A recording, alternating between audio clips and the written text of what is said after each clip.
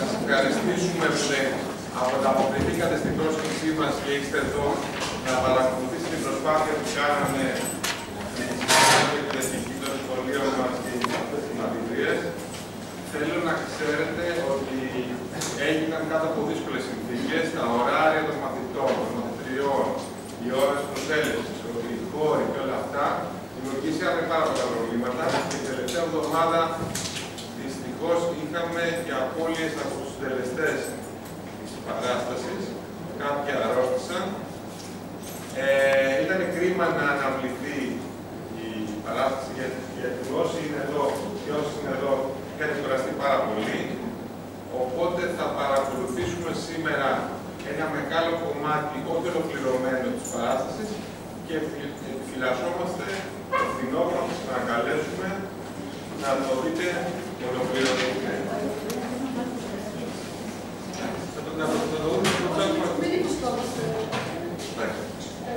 Ένα και ο πρώτος για να ξεκινήσουμε.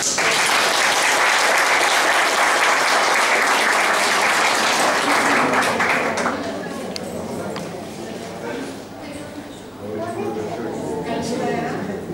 Σας καλωσορίζουμε όλους απόψε στη γιορτή μας, σε αυτή την εκδήλωση την οποία προετοιμάσουμε σχεδόν από την αρχή της σχολικής χρονιάς.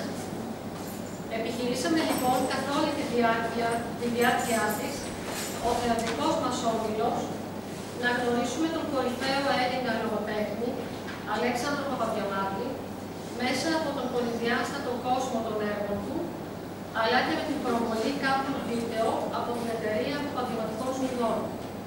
Επιπλέον επιλέξαμε και δραματοποιήσαμε το διήγημά του «Βουτού Πατού». Πριν τη δραματοποίηση, τολμήσαμε με μεγάλο δισταγμό και ιερό δέος και μεταφέραμε το διήγημα σε πιο απλή γλώσσα για τις ανάγκες της συγκεκριμένης θεατρικής ομάδας. Ως προς αυτό, έχουμε να πούμε πως κάποιες φράσεις και προτάσεις τις αφήσαμε ίδιες, ενώ στις υπόλοιπες κάναμε ακριβή μεταφορά στην νέα ελληνική. Εξάλλου, η δραματοποίηση έγινε όχι με βάση κάποιους κανόνες και αρχές, αλλά επιμείναμε και εστιάσαμε στο πνεύμα και στο προσωπικό ήθος του μεγάλου μαέστρου του λόγου, Αλέξανδρου Παπαδιαμάτη. Στόχος μας λοιπόν και ουσιαστικό ζητούμενο γενικά ήταν και είναι η επαφή μας με τον μαγικό κόσμο της διηγηματογραφίας του Παπαδιαμάτη και με κάποια παραδείγματα της κοινωνίας της Κιάθου του παρελθόντος. Ειδικότερα επιλέξαμε τον Βουτού Πατού γιατί θίγονται ζητήματα σημαντικά που ενδιαφέρουν και τον σύγχρονο άνθρωπο. Τέτοια είναι πως η επικοινωνία και η επαφή είναι ανάγκη κάθε ανθρώπου, επίσης πως υπάρχουν διάφοροι κώδικες επικοινωνίας που με καλή διάθεση μπορούν να κατακτηθούν από τους άλλους. Εντύπωση προκαλεί το γεγονός πως ο Παπαδιαμάτης θίγει το θέμα της εξοικείωσης με την έννοια της αναπηρίας και της διαφορετικότητας. Επιπρόσθετα μιλάει για την καλλιέργεια της ενσυναίσθησης και κατ' επέκταση υπάρχει στο διήγημα αυτό ο προβληματισμός σχετικά με τον βαθμό ενσωμάτωσης ή όχι των ατόμων με αναπηρία μέσα σε μια κοινωνία τότε και τώρα. Τέλος, θίγονται το ζήτημα της φιλίας, αλλά και ιδιαίτερα της παιδικής ηλικίας. Ευχαριστούμε από καρδιάς τον καθένα ξεχωριστά και όλους μαζί που κάνατε τον κόπο με αυτή τη ζέστη και τιμάτε με την ευγενική και πολύ όμορφη ύπαρξή σας και στολίζετε αυτή την παρουσίασή μας. Ευχαριστώ πολύ τον κύριο Πέτρο Πανεσιώτη, τον Διευθυντή του Λυκείου, ο οποίος μας βοήθησε και μας ενίσχυσε με την κάθε ενέργειά του σε κάθε βήμα αυτής της δύσκολης διαδρομής. Ευχαριστώ πολύ τη Διευθύντρια του Γυμνασίου, κυρία Ευαγγελία Πατεράκη, που μας στήριξε προσφέροντας 2 μαθητές της ως ηθοποιούς, αλλά και τους 2 μουσικούς μας που θα δείτε στο τέλος. Επίσης και 2 καθηγήτριες από το γυμνάσιο, η κυρία Κατερίνα Βλωσοπούλου, αλλά και η κυρία Δροσούλα Ιφαντή, ανέλαβαν με πρώτη πριν μια εβδομάδα το ρόλο της, που θα το δείτε, αλλά και η κυρία Δροσούλα Ιφαντή μόλις σήμερα ανέλαβαν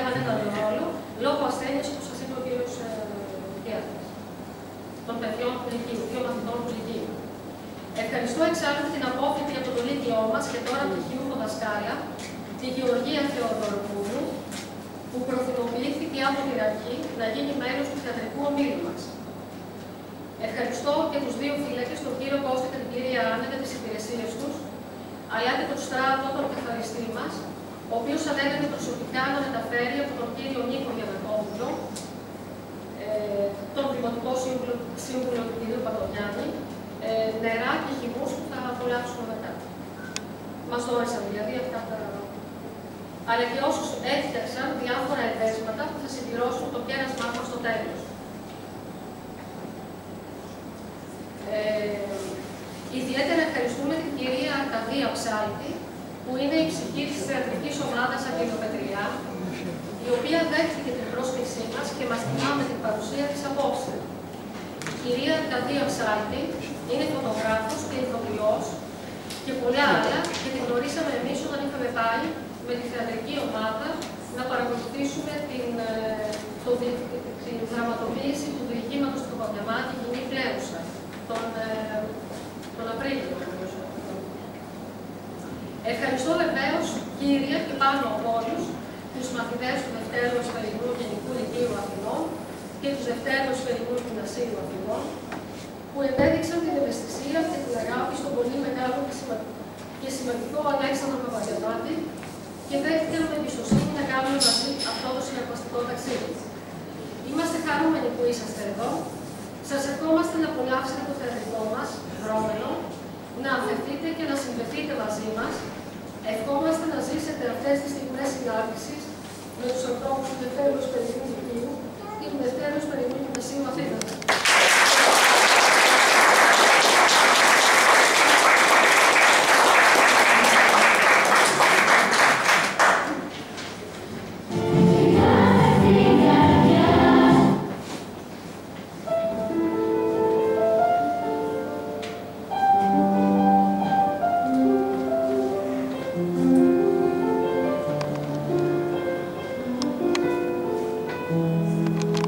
When we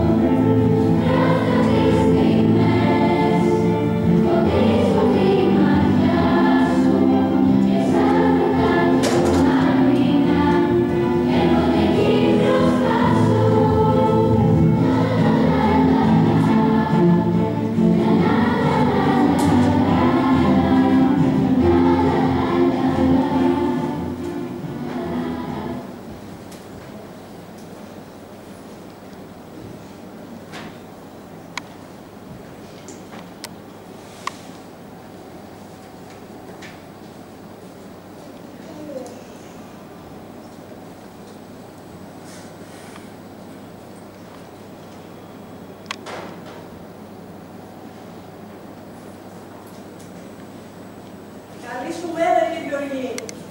Καλώς, κύριε Αμάρο. Χαίρομαι που σας συναντώ, κύριε Γεωργή. Κάτσε, κύριε Αμάρο. Και εγώ σε ήθελα.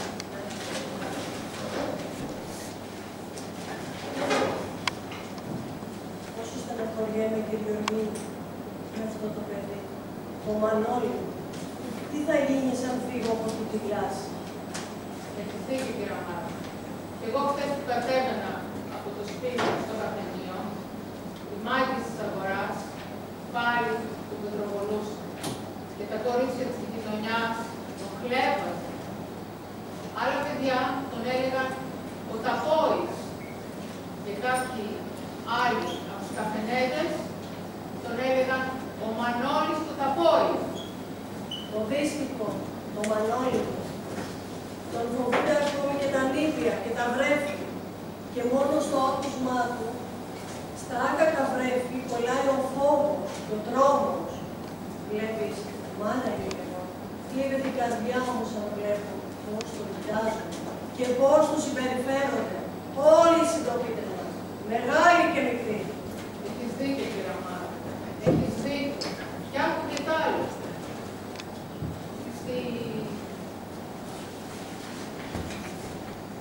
Κι άκου και τ' άλλο να σου πω. Έχω κι άλλα να σου συμπληρώσω.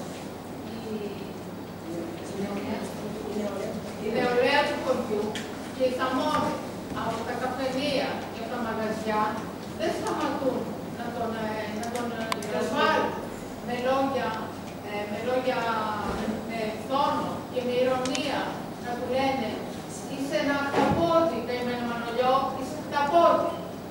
Και τι λέει το παιδάκι μου, κύριε Γεωργή? Εκείνος, δεδεμένη τη γλώσσα του, σαν το γλωσσοδέτη στην άκρη των δοχειών, απαντάει.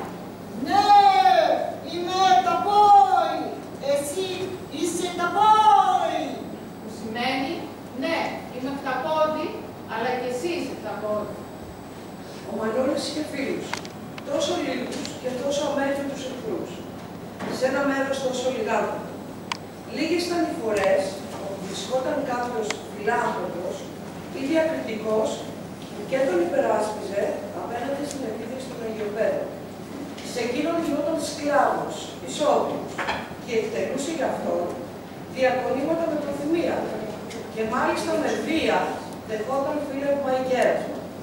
Προς όλους τους άλλους δεν υπήρχε φιλία ούτε αναγωγή. Μόνο τη μητέρα του είχε στον κόσμο. Εκείνη τον πονούσε, τον αγαπούσε με έντονο πάθος και αυτός τη λάτρευε. Εκείνη τον πονούσε. Αδελφή δεν είχε. Ο ένας του αδελφός είχε χαθεί στην Αμερική πριν από χρόνια και δεν έμαθε κανείς νέα. Ο άλλος, χασομέρης, άχρηστος, μοναδικό του επάγγελμα είχε το να πηγαίνει κάθε χρόνο μέσα στη Μεγάλη Στεριά, εκεί όπου υπήρχαν άφωνα θέρη και να κάνει το έργο της Σβάρνας. Δηλαδή η Σβάρνα ήταν μια βαριά σανίδα την οποία έσαιρναν άλογα ή βόδια σπανών.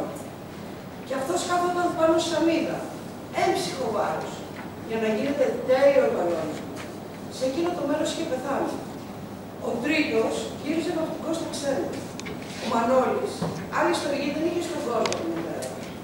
Αυτή ήταν γριά και αυτός είχε μεγαλώσει πολύ.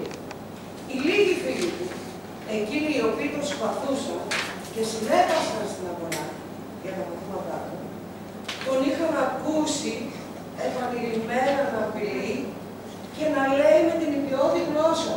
Τάνι, για πέτου, εγώ πήγω μέσα στο πούτι. Δηλαδή, σαν πεθάνει γριά, θα πέσουν από εγώ μέσα στον μπούζι. Τώρα που σε βρήκα, κύριε Γεωργή μου, θέλω να ακούσεις τον καημό μου, το βάσανο, που ματώνει την καρδιά μου. Εκείνο που με ανησυχεί και με πληγώνει περισσότερο είναι το γεγονός πως θεωρεί τον εαυτό του άχρηστο. Αυτό βέβαια είναι η μέρη του προηγουμένου. Το παιδί μου, ο Μανολιός μου, γεννήθηκε με το μισό του σώμα υγιές. Αν εξαιρέσει κανείς τη γλώσσα του, το δεξί του πόδι το σέρνει μετά το αριστερό. Δεν κινείται ελεύθερα. Το δεξί του χέρι, αν και χοντρό και δυσανάλογο και που φαίνεται σχεδόν παράλυτο, έχει τεράστια δύναμη. Μοιάζει με μάγκανο ή με δόντια ταυρόσου. Για να αρπάξει ένα πράγμα, συνήθως μπράτσο ή πλάτη κανενός παιδιού που τον ενοχλεί, χρειάζεται ιδιαίτερος κόπος. Πρέπει δηλαδή να βοηθήσει το άλλο το χέρι, να αγγίξει την γροβιά του δεξιού χεριού και έτσι να το διευθύνει. Από τη στιγμή όμως που αρπάζει το αντικείμενο, το τεράστιο χέρι του δεν το αφήνει πλέον, ακόμη για να αποφασίσει να το παρατήσει. Αλίμονο τότε στο βραχίωνα, αλίμονο στην ομοπλάτη, αλίμονο στο κεφάλι αυτού που έχει αυταδιάσει βάρος. Στο καφενείο του κ. Γιώργη Γραφιώτη μπαίνουν 3 άντρες. Πας στο καλό, κύριε Μάρκο. Γεια σου και Γεωργή μου. Χάρηκα που τα είπαμε. Μπαίνουν 3 άντρες.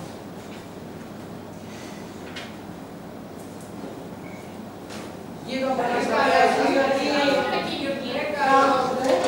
ο Λαμιαίος, ο Μιχαλιός και ο Βαγιάννης. Να φτιάξουν τις καφέδες. Άσχετο και Γεωργή. Έφτασε. Εγώ θα τους πειράσω τους καθόλους. Πήρα εσύ. Τώρα πόσο πήρα, 3,60. Από αυτό θα σας κεράσω. Είναι επόμενο να πάρω το ψηλά, θα κεράσω εγώ.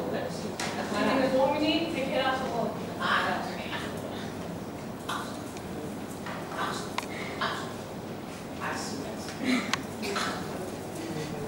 Λοιπόν, φίλοι, ήρθαμε εδώ για να συζητήσουμε και να λύσουμε ένα σοβαρότερο ζήτημα που έχει προκύψει. 4 άνθρωποι, 4-5 άνθρωποι, μέσα σε όλο το χωριό, ξέρουμε καλά τη γλώσσα του Μανώλη. Πείτε μου όμως, παιδιά, πώς αυτό ο Μιχαλιός έχει μάθει τον Παπαγιάς. Είναι άξιο απορίας. Πράγμα. Και πώς από τον Άμμιο. Πού φέρε το γονέα τους. Να, μπορεί κανείς. και πώς από τον Παπαγιάννης τον φωνάζει Παγιάννης. Γεια σου κύριε Γεωργή. Γεια σας, Γεώργη.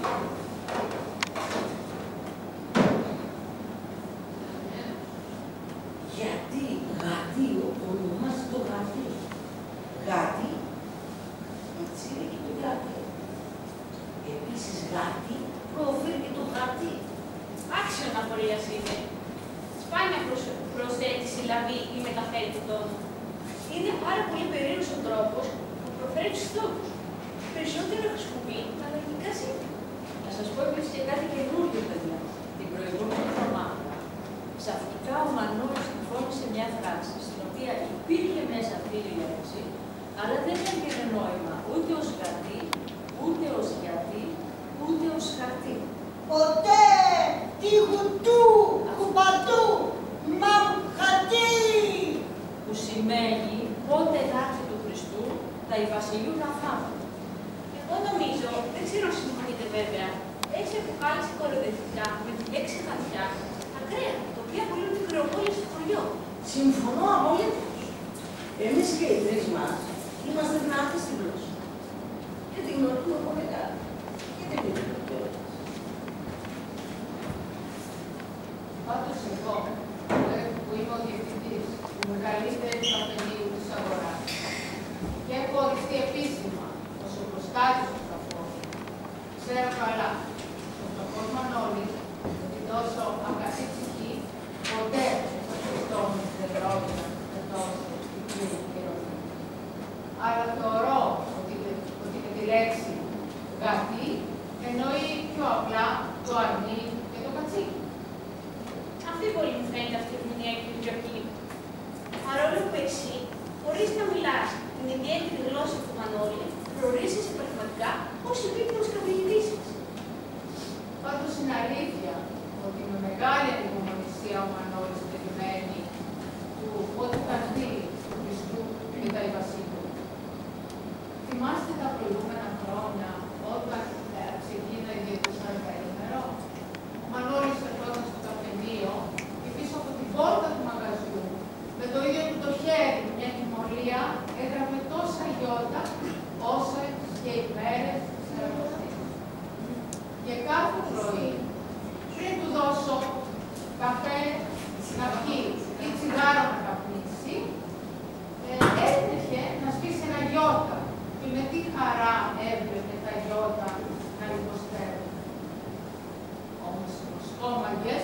ερχόντουσαν κρυφά και ξαναγράφανε όσα γιώτα είχε σβήσει ο Μανώλης. Και έτσι, σαραπαστήκαινόταν να μην πιέζει. Πάντως ο Νικόλας έχει ήδη ασπρίσει τα γένια πριν από μέρες. Θα το σηκώνει σειρά και το Αγίου Σπυρίτου. Να ασπρίσει τα δικά του. Μέχρι τα Χριστούγεννα μένουν γύρω στις 12 μέρες. Ξέρετε, μια μέρα πριν να δω πάλι και είναι και παρόν κι ο Μανολιός και πήρε τον καφέ του, του φώναξε ο Νικολός ο Κολαράς. Έχουμε χαβάκο με βρεχαπόδι, θέλουμε ακόμα 22 μέρες μέχρι τα Χριστούγεννα. Και ο Μανολιός τον ταπάνηκε ξυπνιστά. Ναι, τα βόη, τα κότατη. Δηλαδή, να μας δώσει τη γλώσσα του ΣΥ. Και ο κύριος Γεωργής το αλληγόρησε, βλέποντας και στον κορυδεύει. Και ότι έχουμε ακόμα 12 ημέρες μέχρι τα Χριστούγεννα. Μάλιστα. Ώρα να φεύγουν. Το καλό να Μακάρι τα δυο καφέδες. Ευχαριστούμε και Άντε, καλό βράδυ. Γυρνόταν η καρδιά του Μανώλη στον τόπο της. Εν τω μεταξύ, είχε αναλάβει μια υποχρέωση για τις δουλειές. Επρόκειτο να συνοδεύει μερικά από τα παιδιά της κάτω γειτονιάς. Όσα ήσαν τέκτα ή ανεψίδια φίλων. Για προστατών. Όταν θα ανέβαιναν προς τα πάνω. Από το βράδυ της παραμονής των Χριστουγέννων ως και του Αγίου Βασιλείου και του Φώτο, ανά 2 και 3, για να τραγουδήσουν τα χαρμόσυνα τραγούδια στα σπίτια και στα μαγαζιά της επάνω ενορίας.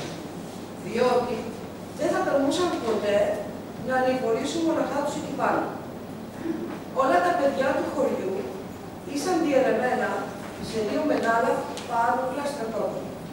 Οι εχθροπραξίες άρχισαν από το φθινόπωρο, διαρκούσαν όλο το χειμώνα, εξακολουθούσαν την άνοιξη και δεν σταματούσαν το θέρος, παρά μόνο εφόσον μεταφέρονταν στον ελεύθερο κάπου, όπου κοκκίνησαν πρόωρα και μούδιασαν τα δόντια, προκλητικά από τα μήλα, τα κεράσια, τα χλάδια και ύστερα τα σταφύλια.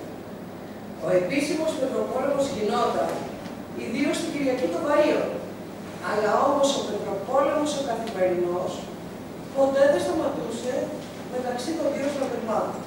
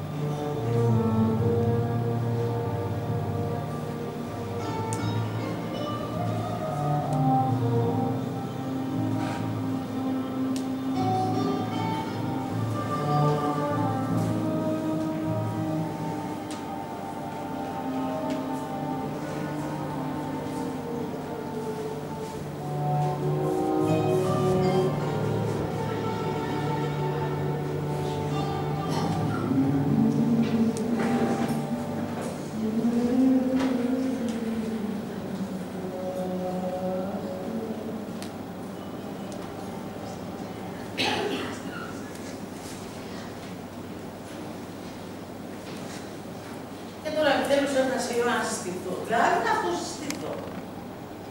Τόση ώρα που και ένας βασιλιάς άγγε του λόγου δεν επιτρέπει να περιμένει, αν το περιμένει. Είμαι ο φοβερός Τσιλότατος και το βασίλειο μου βρίσκεται στην άνω ορία. Εκεί, πάνω το δράκο. Για σημειωθεί παρακαλώ στα πρακτικά. Τα πρακτικά, τα πρακτικά. Τα πρακτικά. Αυτό που θα κατατεί τα πρακτικά. Ωραία.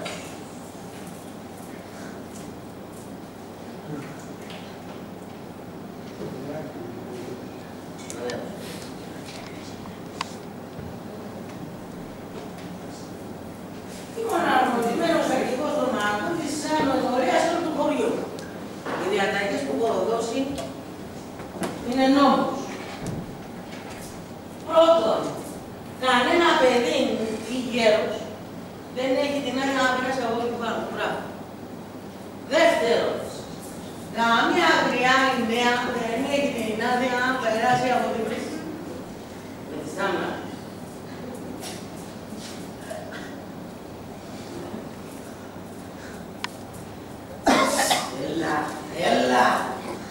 Έλα. Τρίτον, έχει επιβληθεί φορολογία στις γριές της νοικοκυρές και στις φτωχές της γυρές. Τέταρτον, αν οι γαλφάλια έρθουν άλλο και μου δώσει μερικό από τα κουνιάτικα, δεν να έχουμε κάψεις. Παίρνω τα πλατιά, θα βάζω πίσω χώρο του φούρνου, διαβάζω τα φωτιά και φωνάζω με τα παιδιά, να το πήξω 3 φορές πάνω από τη φλόγα της φωτιάς, σαν να κάνει ένα στο ελαιοτρόφι. Πέμπτον, απ' τη μία γειτόνισσα απαιτώ να μου φέρει τυρόπιτα, που να βρει στο φούτρο να φάω. Απ' την άλλη αγώνα, με πολύ λάδι.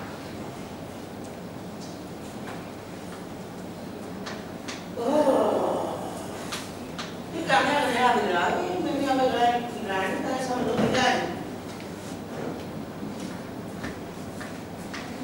Απ' την άλλη τυλιχτό δηλαδή, να είναι σκολοκυθότητα, η μπομποτα, με πολύ μέλι.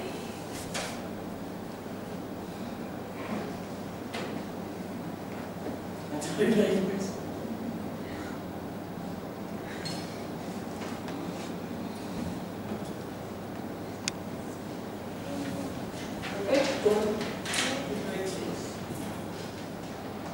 Αν κάνω αυτό και βιβλιώσω και γράφω τα 20 χρόνια,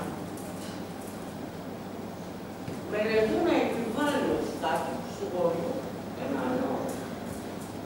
Αν φέρνει ένα άλλο έτσι κάτω, χρόνο, όπως βέβαια κάνει και ο Σουλτάνος, το άλλο καμιά φορά τον χρόνο. Έτσι. Δυστυχώς, ο Τσιλότατος έζησε μια ζωή πολύ σύντομη και έτσι δεν πρόφτασε να φτάσει σε ηλικία. Υπήρξε ο τελευταίος γενιάς του. Όταν ήταν παιδάκι στον Αρεμόμυλο, όπου είχε ανατραφεί, είχαν πεθάνει τα 2 αδερφάκια του. Κατόπιν πέθανε η Κριά, η μάνα του, ύστερα ο γέρος. Του φάνηκε ότι είχε πέσει από πάνω τους ο Ανεμόμυλος και τους κλάκους. Και πράγματι έπεσε, αφού ο γέρος δεν ζούσε πλέον για να τον αλέει. Από τον Μήλο έως τα μνημούρια, το κημητήριο του χωριού τα πολύκοντα. Οι γονείς του ήταν καλοί χριστιανοί, σκέφτηκε, και δεν επέβαλαν στους ανθρώπους μεγάλη αγκαλιά, να τους κουβαλούν μακριά για να τους θάψουν. Πλην και αυτός αρκετά τάισε τους πεθαμένους, είπε. Ήταν πλέον καιρός να αρχίσει να ψέλνει τους ζωντανούς. Και αφού ο πεσμένος Ανεμόμυλος δεν ήταν πλέον καλός για να κατοικεί κάποιος μέσα, κουβαλήθηκε και αυτός στο άλλο άκρο της υψηλής ηλικίας, επάνω από τους βράχους. Εκεί έστησε το θρόνο. Ήταν λοιπόν αναγνωρισμένος ηγεμόνας όλων των μαγκών και φοβερός εχθρός όλων των παιδιών του σχολείου. Όλα τα παιδιά του απέδειξαν χαιρετισμό με στρατιωτικό τρόπο. Ήταν ο Μήτρος ο Τσιλότατος ή Τσιλότατος γιατρός. Από πού και γιατί ονομάστηκε έτσι, δεν είναι φανερό. Ίσως να ήταν η παιδική αντίληψή του, υψηλότατος ή του εξοχότατος, δεν γνωρίζω. Ο δήμαρχος του τόπου, ενώ εκτελούσε τα αστυνομικά του καθήκοντα, συνέβη να περάσει μια μέρα από εκεί, κοντά στο Γράμμα, όχι μακριά από τη Δύση, όπου είχε το στραταρχείο των ψηλότατος. Οι φτωχές γυναίκες της γειτονιάς είχαν παραπονηθεί πικρά εναντίον της μάστρας αυτής. Ο δήμαρχος κούνησε τους ώμους, μηδίασε, απίθυνε ήπιες εκπλήξεις και σε όλη την δωδεκαμερή συμμορία των αγών. Ο ψηλότατος είχε ακριβώς μία δωδεκάδα, όσους συμβούλους είχε και ο δήμαρχος και απεφάνω. Αφήστε τα παιδιά να παίζουν καλά. Αυτό δεν βλάπτει. Φτάνει να μην το παρακάνουμε.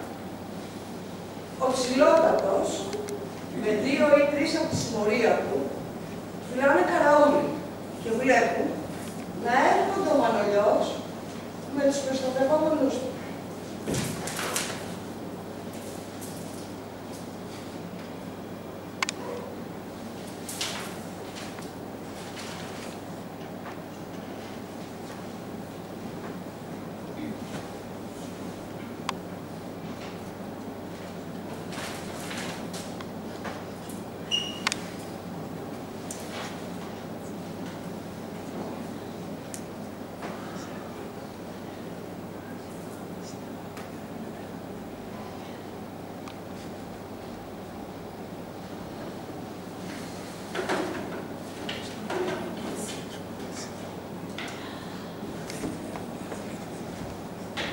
Κύριε Ψηλότατο, έχω την τιμή να σας ανακοινώσω πως ο Μανώλης ο Καπόλης, μαζί με τη συνοδεία του, ανεβαίνουν στην πάντα γειτονιά. Απόψε έπρεπε να παραγωγή του Κ. Βασιλείου. Αν δεν κάνω λάθος, τον ακολουθούν 5-6 παιδιά του σχολείου. Βλέπετε, είναι και 2 ώρες μετά τη δύση του ηλίου και το φως του φωτογραφίου με δυσκολεύει πάρα πολύ. Οπότε καταλαβαίνετε, είναι δύσκολο. Του λέει η καρδιά μου αυτή την κόμμα φορά. Τρίτον, της χηγή μας συντάξεως, με την άδεια όλων των γραμματικών, μας φέρνει παραστατικό για τον άνθρωπο. Παρόλο που αλλού πηγαίνουν τα χέρια του, αλλού τα πόδια του και αλλού το σώμα του. Ετούτοις, οι μειώνες του χεριό του είναι ισχυροί. Η γροθιά εκείνη του παράλληλου του χεριού του σφίγγει σαν κουνάρια. Φαντάζομαι βέβαια, κύριε Ψηλότατε, είναι από το τυφλό μας. Γιατί τα προηγούμενα χρόνια δεν είχαμε παράξει τον τόπο του Μανώλη. Ο Μανώλης στο τραπόδι έρχεται μαζί με τα κελεφούρια. Είναι πολύ μάλλον. Είναι 5-6. Είναι μια ντουζίνα. Στα απόστασες εσείς. Δεν δουλειάσουν. Κοντεύουν, ζυγώνουνε. Στα απόστασες εσείς. Μάσεψε πολλά βράχια. Πολλά βράχια. Αν δεν σας πω εγώ, δεν θα ρίξει κανένας. Θα τους βάλω ένα ποτά. Και μόλις πάνε στα σπίτια και μου κάνανε τέλος.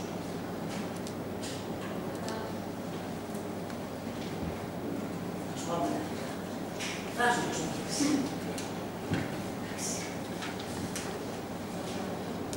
Τα βράχια τα οποία έχουν μαζέψει θα τα χρησιμοποιήσουμε μόνο αν θα τραγούν σε δική. Εντάξει. Πάμε εκεί.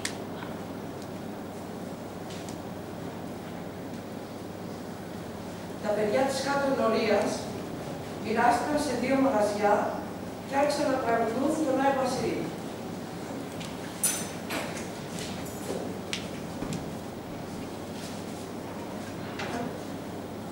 Yeah.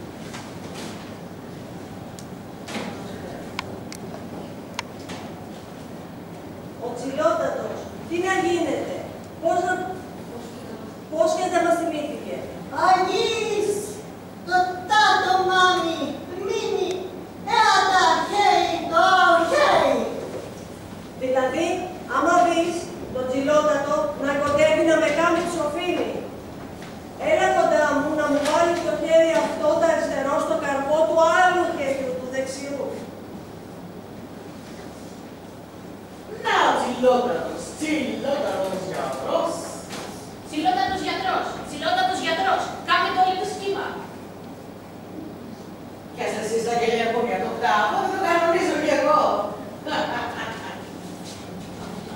Το παιδί αυτό θυμήθηκε τη σύσταση του Ταπόη. Τον πλησίασε και δοκίμασε να εκτελέσει τη συνταγή. Πάκυλο! Δηλαδή είχα απόσχηνο. Μπράβο, Μανώλη, μπράβο. Τι του έκανες, βρε, Μάγια? Πεθαίνει η μάνα σου, Μανώλη.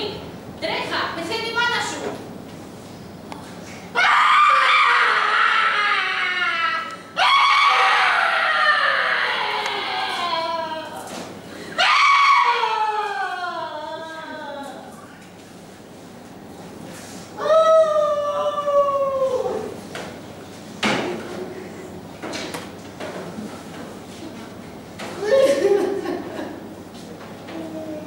Καλύτερα που σε γέλασε, παρά να σου γέλασε.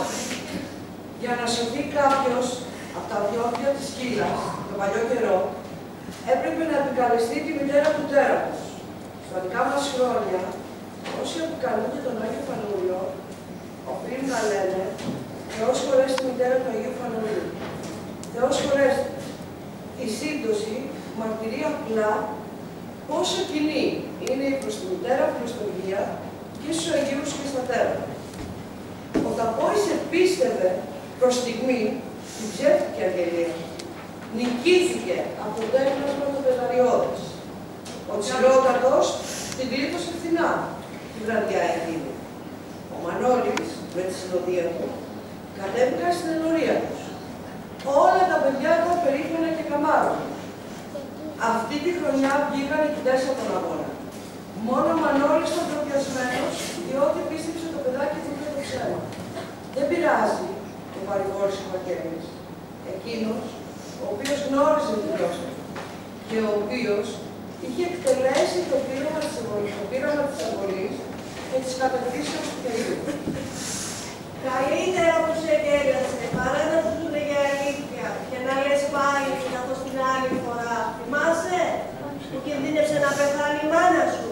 Πάει καημένη, πάει. Δηλαδή, πάει καημένη, πάντα καημένη, κατακαημένη.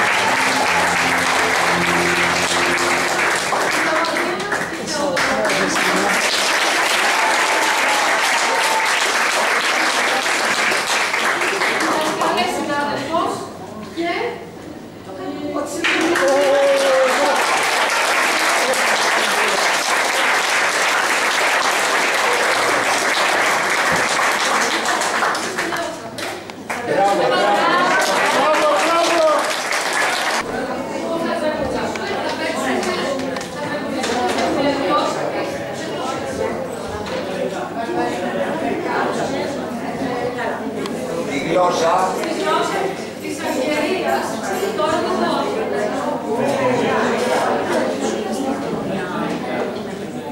Βερβερικά.